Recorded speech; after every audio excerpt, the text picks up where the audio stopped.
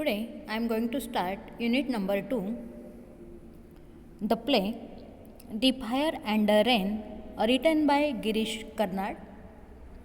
This play by one of India's foremost playwrights and actors is based on a story from the Mahabharata which tellingly illuminates universal themes: alienation, loneliness, love, family, hatred, though the daily lives and concerns of a whole community of individuals.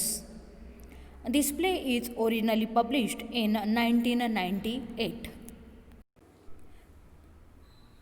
Now, I would like to introduce you the playwright Girish Karnad, born on 19th May 1938 and passed away on 10th June 2019, was an Indian actor, film director, Kannada writer, playwright, and a Rhodes Scholar who predominantly worked in South Indian cinema and Bollywood.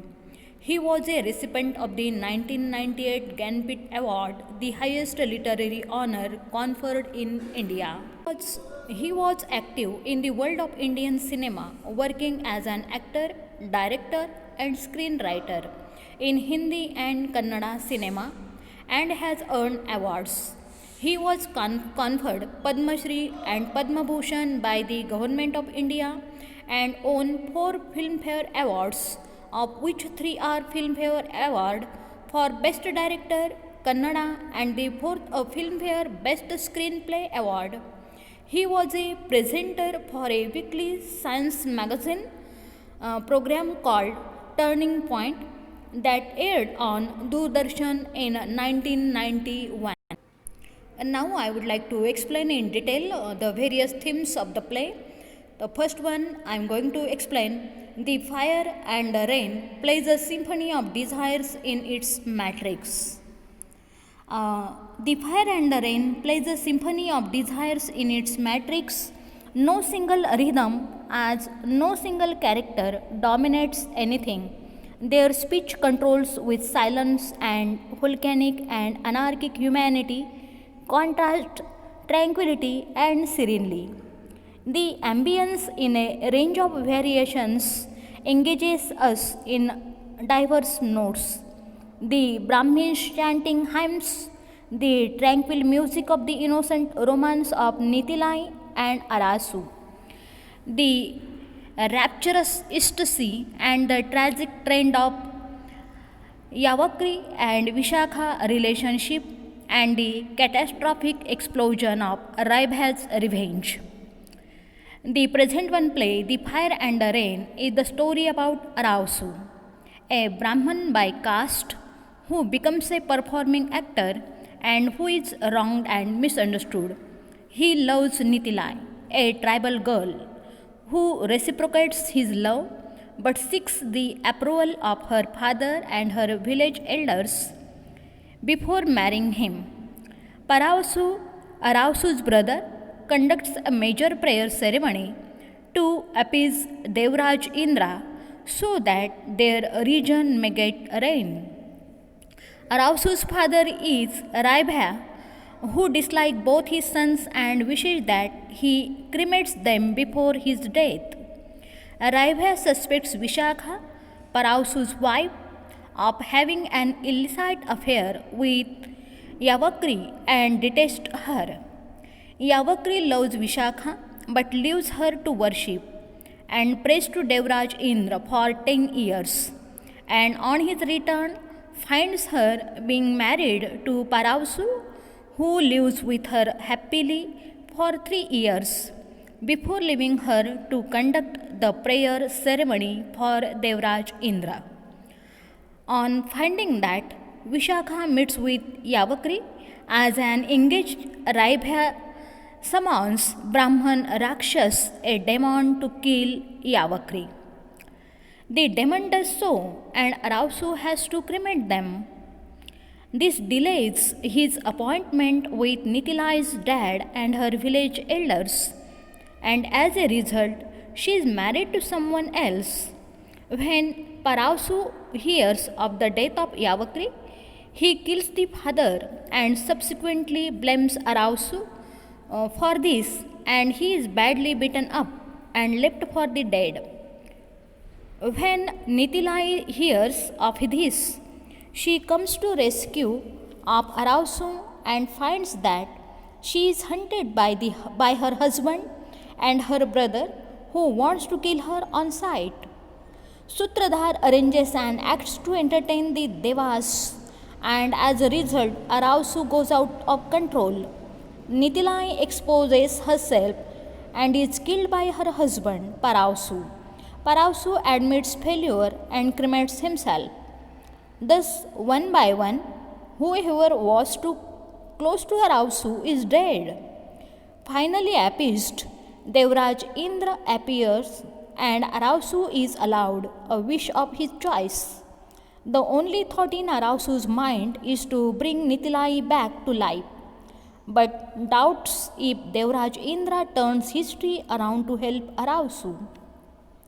As the kingdom is in the grip of a ravaging drought for 10 years, a grand fire sacrifice is conducted at the palace under the guidance of the chief priest Parausu to appease the Lord of Gods Indra, the divine custodian of rain. As this sacrifice draws to its close, the play begins. Parausu is the elder son of the great sage Raibha for 7 years. He has watched over the holy fire, forsaking his wife, family, and every earthly pleasure. Parausu's young brother Arausu is in love with a tribal girl, Nitilai, and prepares to marry her outside his Brahmin caste. But for this, according to the tribal custom, he has to present himself before Nitilai's village elders.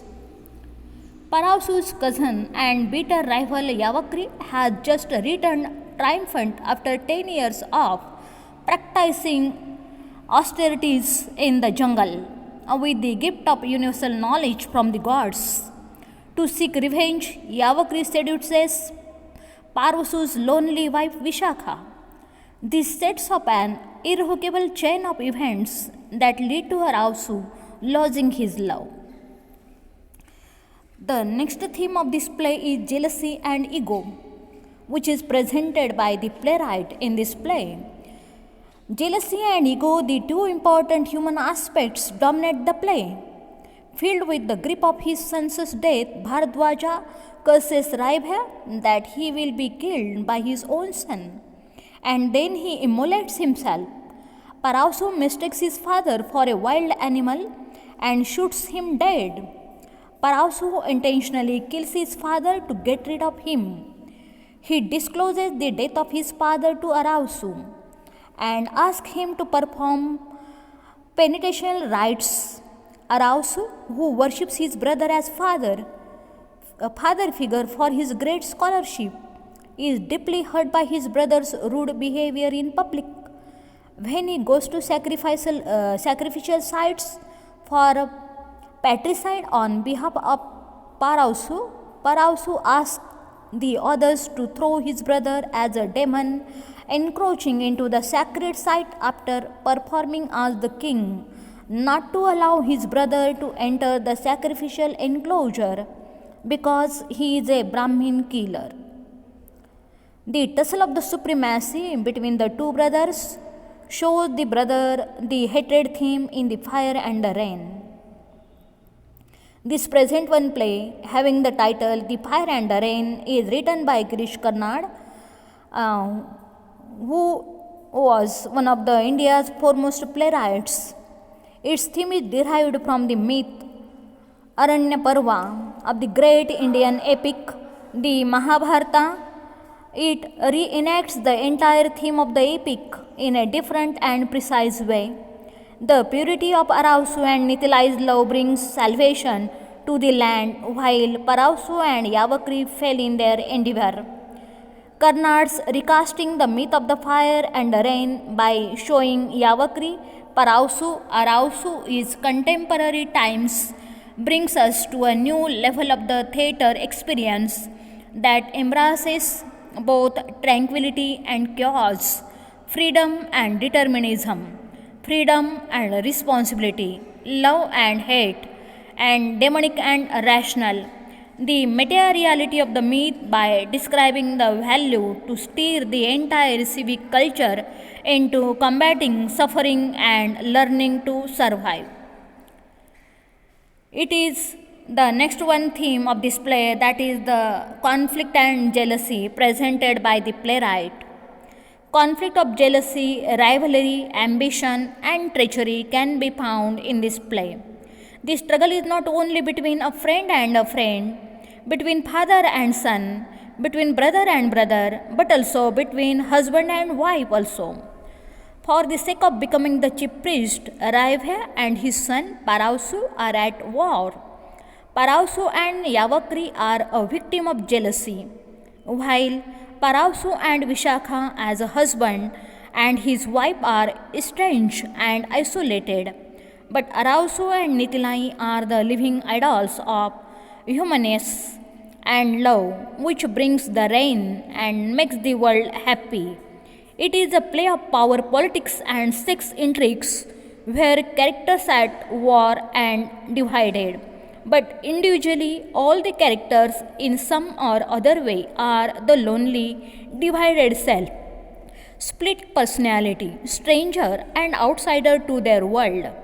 It is the pathetic, experiential as well as existential situations and predicaments of characters which make the play interesting and thought provoking. In conclusion, I would like to say that this present one play, having the title The Fire and the Rain, contains various themes. Thank you very much.